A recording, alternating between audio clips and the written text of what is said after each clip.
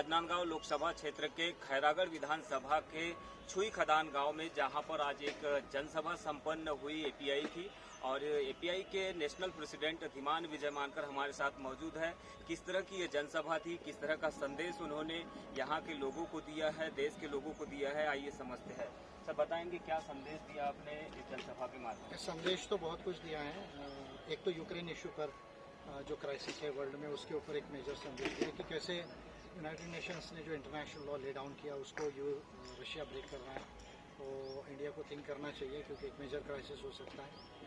API की जो नीति है, हमें युद्ध नहीं चाहिए, इंटरनेशनल लॉ से समाधान चाहिए, उस पर मैंने कहा। और यूक्रेन में 20,000 से ऊपर जो भारत के जो बच्चे हैं, जो गोंडवाना, इंडिया भारत के पहले गोंडवाना था, तो गोंडवाना के जो स्टूडेंट्स जो है, जो यूक्रेन में 20,000 से ज़्यादा मेडिकल और इंजीनियरिंग को पढ़ने जाते हैं, आईटी सेक्टर में जाते हैं, वो क्यों जा रहे हैं? यानी उनको यहाँ हो सकता है ज़्यादा खर्चा लग रहा है, सीट्स नहीं है। तो आत्मनिर्भर भारत के ऊपर में मैंने प्रश्न उठाया है कि ये आत्मनिर्भर भारत को सूट नहीं करता है। इंडिया में ही उनको जो है उस तरह का फैसिलिटी मिलना चाहिए। उसके साथ छत्तीसगढ़ को लेकर, क्योंकि छत्तीसगढ़ में खैरागढ़ में उपचुनाव होने वाला है, उसमें एपीआई कॉन्टेस्ट करेगी। और पूरे छत्तीसगढ़ को लेकर जो एपीआई का प्लान रहा है कि एपीआई की गवर्नमेंट बनाना है आदिवासियों के नेतृत्व में, उस पर मैंने बात की। और मोदी सरकार की जो मेजर फेलियर्स है, अनएम्प्लॉयमेंट एंड इन्फ्लेशन, और उसके बाद में profit making public sector enterprises का जो है वो प्राइवेटाइजेशन एक तरह से, और किसानों की आय बढ़ाने को लेकर और उनकी एग्रीकल्चर को एक इंडस्ट्री को बनाने को लेकर जो मेजर फेलियर्स है। और मोदी जी जब भी ऐसा कुछ होता है तो नेहरू को याद करते हैं, उनके ऊपर एग्जाम लगाते हैं। इसको लेकर पॉलिटिकल कुछ कंटेक्स्ट में बात। मिशन 2023-24 का आपने जिक्र किया है, किस तरह के मिशन पर आप काम कर रहे हैं? छत्तीसगढ़ में क्या रहेगा आगे आपका मिशन 2023-24? क्योंकि अब आने वाले समय में इलेक्शन भी यहाँ पे लगभग तैयारियां शुरू हो जाएगी। देखिए, एक तो खैरागढ़ विधानसभा का उपचुनाव है, उसमें भी 2 महीने में होगा, हम उसमें कॉन्टेस्ट कर रहे हैं। और 2023 का जो चुनाव है उसमें हमारा प्रयास रहेगा, क्योंकि 2018 में भी हमने प्रयास किया कि एपीआई यहाँ से जीते और गवर्नमेंट बनाने तक हम जाए। और 2024 का जो मिशन है वो है लोकसभा में एंटर होना। एपीआई के सांसद लोकसभा में जाना चाहिए, और मैं स्वयं कॉन्टेस्ट कर रहा हूँ तो मैं भी लोकसभा में जाऊँगा। और जो 70 सालों में जिस चीज़ की शुरुआत नहीं है उसको by positive amendments in the constitution and progressive laws and progressive policies बनाकर जो है उस पर जो है काम किया जाए। गवर्नमेंट बनने में भले देर हो, पर उसकी शुरुआत पार्लियामेंट से की जाए। तो ये मिशन 23 और 24। अपने भारत के 543 जो मेंबर ऑफ पार्लियामेंट है उनको चैलेंज किया कि एक तरफ हो जाए और विजय मानकर एक तरफ, क्योंकि पॉलिसी लेवल पर ये कभी मुकाबला नहीं कर पाएंगे। आपको किस तरह का लगता है देश में, क्या ये जो सांसद चुन के जा रहे हैं ये क्या पढ़े लिखे नहीं है ज़्यादा, ये समझ नहीं पा रहे हैं देश और दुनिया की पॉलिसियों को? देखिए, वो रिस्पेक्टेड सांसद है, जनता ने चुन के दिया तो उनका रिस्पेक्ट मैं करूँगा। लेकिन मैं ये कहूँगा कि संसद में चुन कर जाना और देश को विकसित भारत बनाने के लिए, जिसको मैं कहता हूँ scientific, human and developed India, यानी वैज्ञानिक भारत, मानवतावादी भारत और जो है वो विकसित भारत, जिसको मैं ग्रेट गोंडवाना कहता हूँ, क्योंकि भारत के पहले गोंडवाना था। तो ये बनाने के लिए तो विशेष नॉलेज की ज़रूरत होती है, विशेष रिसर्च की ज़रूरत होती है। उसमें साइंस एंड टेक्नोलॉजी का नॉलेज होना चाहिए, ह्यूमन राइट्स का होना चाहिए, कॉन्स्टिट्यूशन का होना चाहिए, लॉज का होना चाहिए, इकोनॉमिक्स एंड फिनेंस का होना चाहिए, पॉलिटिकल साइंस का होना चाहिए, इंटरनेशनल रिलेशंस का होना चाहिए।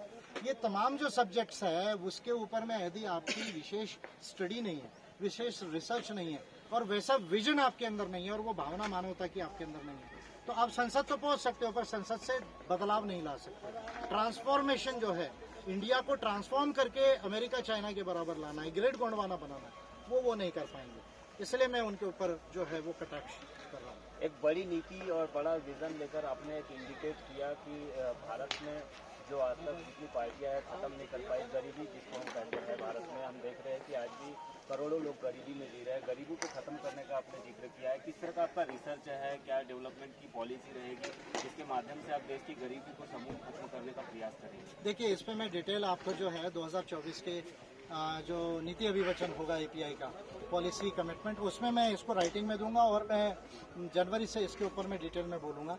पर मैं शॉर्ट में ये कह सकता हूँ कि इंडिया का जो नेचुरल वेल्थ है, और जो ह्यूमन वेल्थ है, और जो क्रिएटेड वेल्थ है, जो हम गुड्स एंड सर्विसेज से क्रिएट करते हैं, अगर ये तीनों चीज़ों को मिला दिया जाए और इसका कैलकुलेशन यदि किया जाए तो 28 करोड़ जो परिवार है देश के अंदर में, वो 28 करोड़ परिवारों को विशेष नीतियों के माध्यम से और विशेष इनकम प्रोविजंस के माध्यम से ऐसा प्रोविजन किया जा सकता है कि वो कम से कम गरीब तो ना रहे, मिडिल लेवल में अमीर हो सकते हैं। बहुत अगर अमीर ना भी हो तो मिडिल लेवल से पहले 10 सालों में अमीर हो सकते हैं।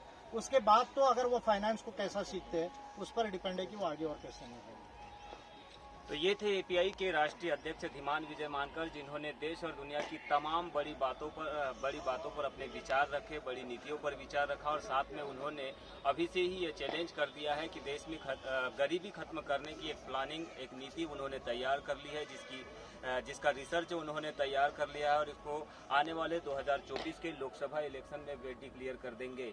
यहाँ से उन्होंने मंच से जो छुई खदान जो गांव है, जो विधानसभा क्षेत्र खैरागढ़ के अंतर्गत है, तो खैरागढ़ विधानसभा में आने वाले समय में बाई इलेक्शन होने जा रहा है। यहाँ उसके कैंडिडेट की घोषणा की, वो कैंडिडेट यहाँ पर मौजूद है। क्या नाम आपका? ढालचंद्र साहू जी, क्या रहेगा, किस तरह से आप जनता के बीच जाएंगे? आप अभी से तैयारी कर रहे हैं।